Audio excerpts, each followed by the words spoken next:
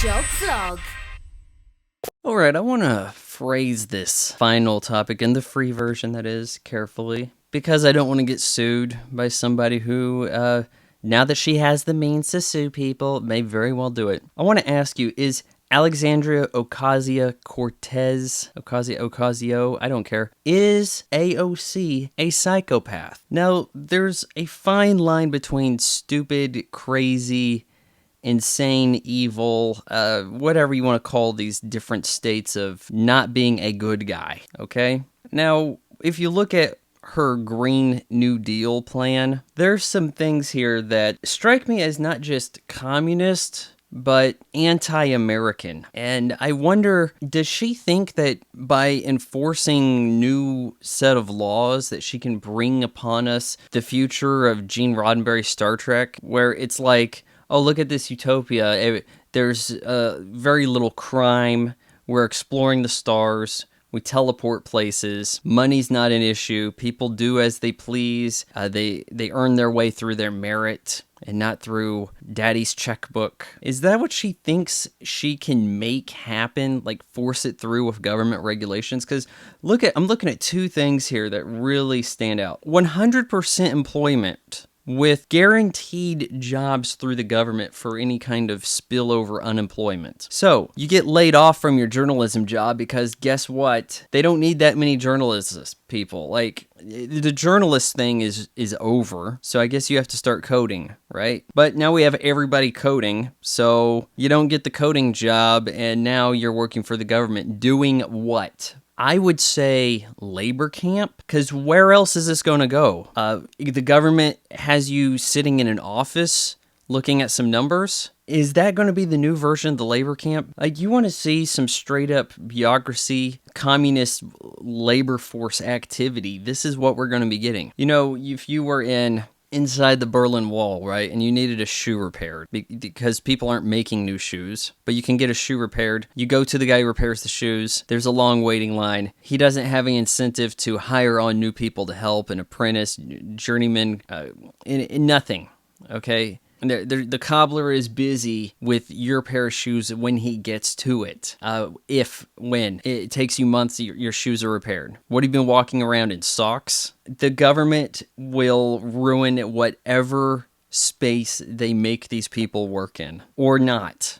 I don't see them working. I don't see them getting things done. All they have to do is sit there and surf YouTube and Facebook, provided those are around, all day long, and they will draw some kind of money. I don't understand where she thinks tax revenue's coming in. Hell, you got Bernie Sanders out here saying that the estate tax needs to be like 77%, was it, on billionaires? It was something like as high as that, with the estate tax starting out at like a net worth estate $5 million. I don't actually think that's a bad idea. And here's my reasoning why. We are reaching a point in capitalism where, and we've been there for a while now, it's just people don't realize it, where the generational wealth destroys the system. The idea with capitalism is that you put the money where the better product is, and so the people who make the better product are the ones that survive and flourish.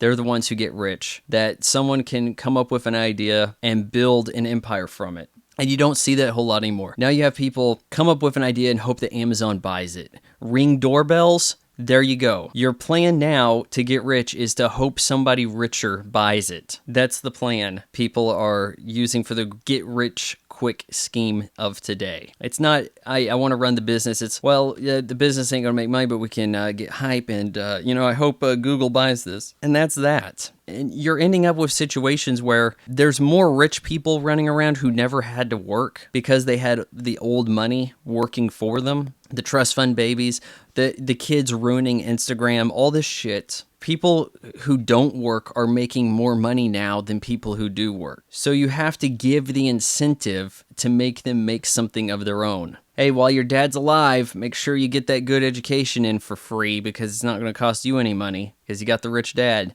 Make sure you get all this stuff set up, right? yeah, sure, rich people are going to find a way around this. It's going to be the company's money. It'll be Apple's money, not Steve Jobs' money. That's why Apple sticks around. Things like that, right? If something bad happens to Jeff Bezos, oh, well, it's the Amazon money, right? We're not splitting up his money. We're not going to do that. There'll be ways around it, but I'm saying that these trust fund babies running around in surplus now are just these cancers on society, and we have to try to make them into Bruce Waynes. That doesn't mean we have to kill their parents in an alleyway after a movie. That's not what that's about. Or was it a play? I thought it was a movie.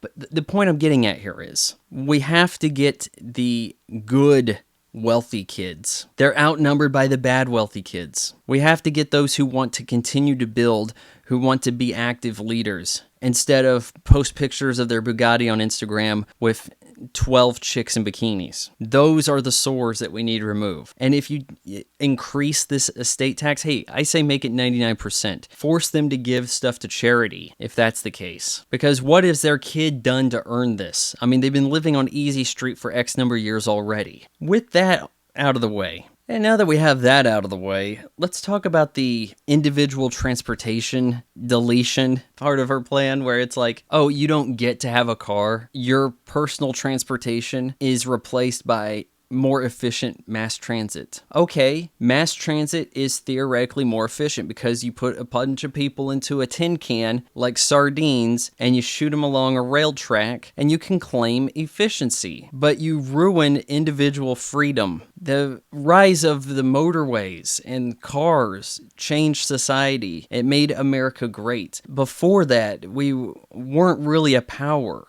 We were not a world power. We were lesser. We had a military, sure, but we needed those kids get in their cars in the 50s and drive off. The freedom to explore new areas, to move around as you so decide. How are you going to get across town if you don't live in a city under her mandate here? You have to take a bike everywhere because that's the green transportation. It's like saying, look, this high-speed cable modem internet stuff's pretty good, but it'd be more efficient if everybody was on dial-up. And we said everybody gets free internet for life, but it has to be dial-up. Doesn't that hurt society more and slow the pace of growth if we make everybody travel longer for a longer period of time to get to where they want to go? Isn't the efficiency rate there really cut down in the name of saving the planet from carbon emissions? Something that scientists still debate is even an issue. Okay,